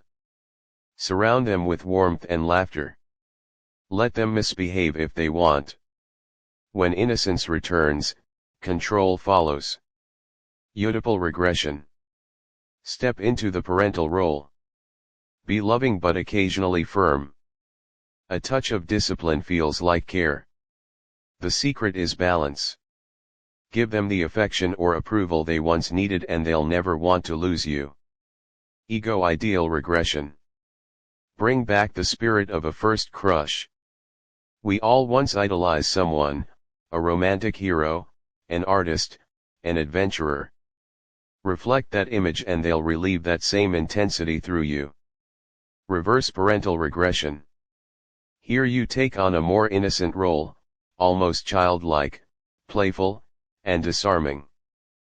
People who are more serious fall for it fast. They start by wanting to protect you, then end up drawn in by you. To do that, don't just talk about memories. Recreate them. Take them somewhere that feels youthful.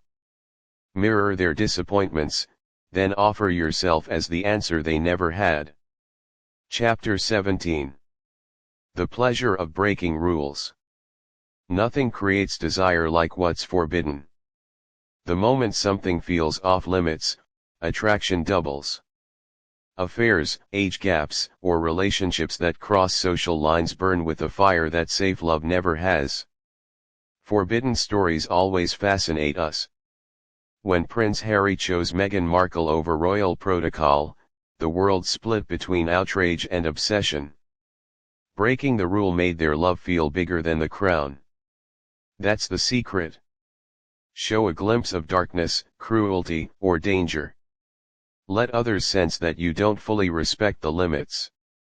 Whether marriage vows, family ties, or social expectations. The moment someone crosses a line with you, a secret complicity forms. The guilt draws you closer, and the more dangerous the game, the deeper the connection. But beware, don't stop halfway. If you tempt someone toward transgression and then pull back, they'll feel ashamed, even humiliated. You must carry the game far enough that hesitation disappears and surrender feels inevitable. Chapter 18. Make desire feel like destiny. At this stage, physical attraction awakens, and with it self-consciousness. The target begins to question their body. Am I good enough? Do I deserve this? That insecurity makes them vulnerable, caught between desire and doubt. A skilled seducer senses this tension and lifts the connection to something higher. They make it feel spiritual, fated, even divine until those doubts fade away. Desire stops being about the body and turns into something deeper. Suddenly, it feels pure, powerful, impossible to resist. Gustave Flaubert gave his main character the seductive power in his novel Madame Bovary.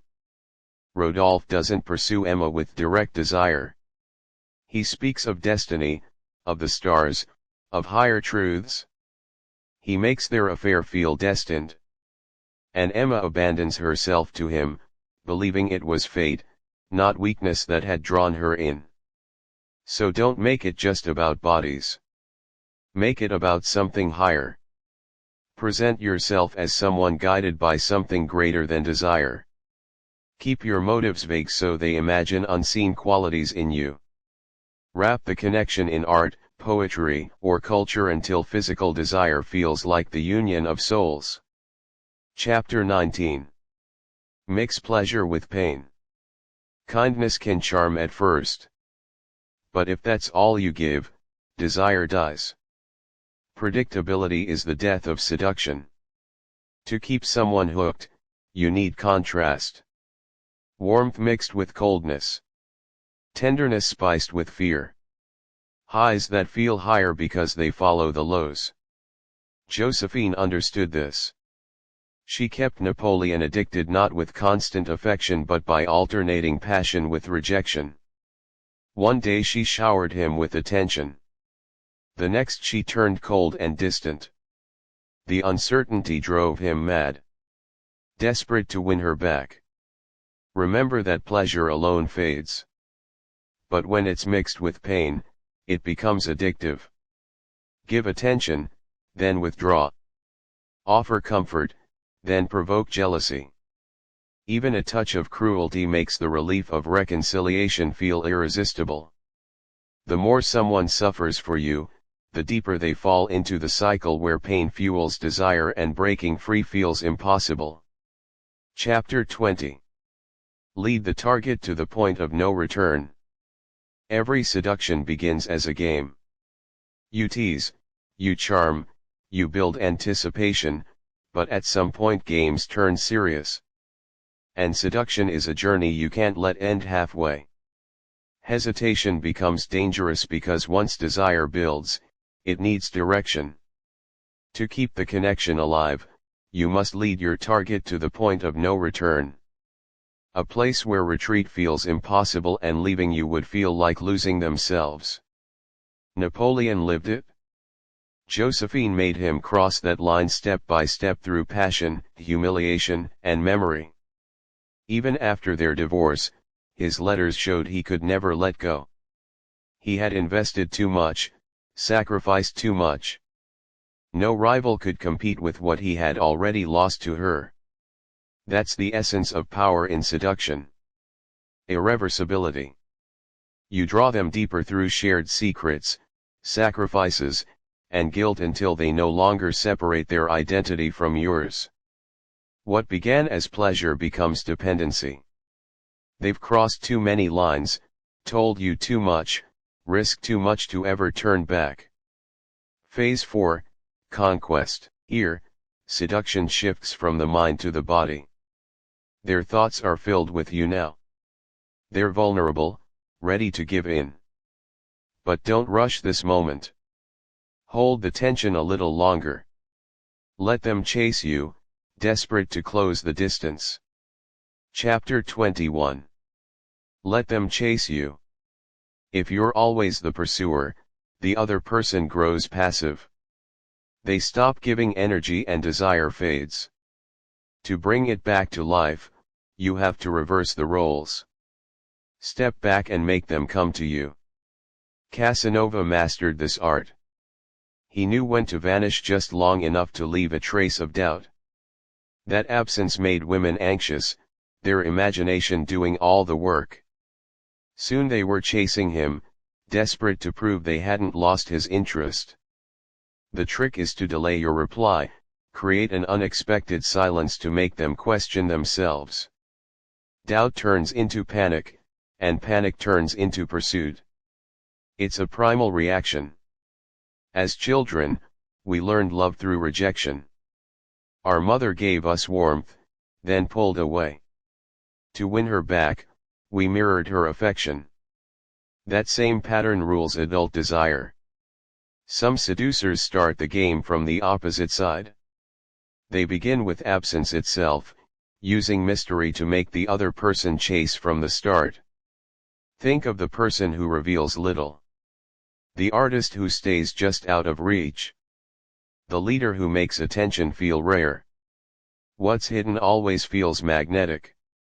Madame Savage lived it. The Pythian hostess was admired by every artist in her circle. But what obsessed her were the anonymous letters from an unknown admirer. When Charles Baudelaire finally revealed himself, she was already in love. She had been the one seduced by her own longing. In the end, the power lies in patience. Don't chase them. Let them come to you. When they think they're pursuing you, they're already lost. Chapter 22. When the body speaks, some people seduce with words. Carolina Label Otto did it with presence alone. In 1889, she was dancing in a rough cabaret in Marseilles. Her style was raw and charged with pleasure. Ernest Jurgens, a respectable theater manager from New York, saw her once and was charmed. A married man with no intention of cheating, he still found himself in her hotel room that same night. He wasn't conquered by words, but by the pure physical pull of her presence. That's the principle. Awaken desire through the body. A glance that holds. A voice that drops lower. A touch that feels accidental. Even imperfection can seduce. A curl of hair out of place or a messy dress. Such cues bypass the mind and awaken the body. And when the air between you starts to change, don't name it. Let silence carry what words can't. Let desire reveal itself in the smallest movements. In your trembling voice, in your eyes, in the way you lean closer as if you can't resist. When they believe their charm has conquered you, resistance disappears. Chapter 23. Master the art of the bold move. Seduction cannot go on forever. After all the teasing, anticipation, and games, there comes a point when hesitation becomes dangerous. Your target may already be ready without daring to admit it. That's when you move. The bold move isn't about forcing desire. It's about timing. Your target must believe they caused it. That their charm, their beauty, their uniqueness overwhelmed your control. The act should feel like release, not domination. Valmont understood this with Madame Durel. For months he restrained himself, writing letters, confessing, withdrawing, until her resistance began to crumble.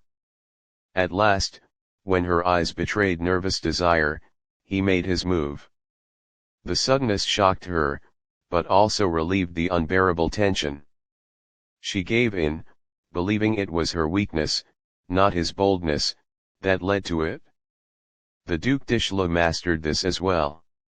After a prank left him naked at Versailles, he slipped into a duchess's room at the perfect moment. She had pied him, desired him in secret, and seen him exposed. Richelieu read the signs, the trembling, the long glances, and acted decisively. His boldness sealed the seduction. To use this power yourself, learn to read the moment. Watch for nervousness, trembling, mirror gestures, eyes that linger too long. Move when the tension peaks just before they expect it. Add a touch of drama, the risk of being discovered, or the silence before the leap. Above all, make it feel as if they started it, that their charm left you no choice. That's the art of the bold move. At the right moment, nothing is more seductive. Chapter 24. After the seduction is complete. Desire has peaked, the tension released. And yet, this is where the real danger begins. Because after every high comes the low. Excitement fades into fatigue. Trust turns into suspicion. Closeness becomes disappointment. Napoleon never escaped this. Even after divorcing Josephine and marrying someone else, he admitted he still couldn't forget her. Her memory followed him everywhere long after their love had ended. This is the paradox of seduction. The same emotions you awaken can turn against you once the tension is released. Your target feels empty, guilty, suspicious, and you too may feel disappointed, suddenly seeing flaws where you once saw only perfection. Unless you manage what follows the seduction, everything you built can collapse overnight. There are two ways to protect yourself. First, if you want the connection to last, reseduce. Seduction isn't a one-time event. It's a cycle of tension, release, and renewal. Keep desire alive through mystery, play, and unpredictability. Create moments of absence or jealousy. Resist routine because it's fatal. Keep parts of yourself hidden, something they can never fully grasp. Second, if you want to end it cleanly. Slow goodbyes breed resentment. Better to cut sharply, even brutally, than let the illusion fade. If necessary, break your image so they stop idealizing you. Remember, seduction is theater, not reality. When you end the play, whether to start a new act with the same partner or to leave the stage entirely, do it deliberately. Because nothing destroys the memory of a great seduction faster than mishandling its end.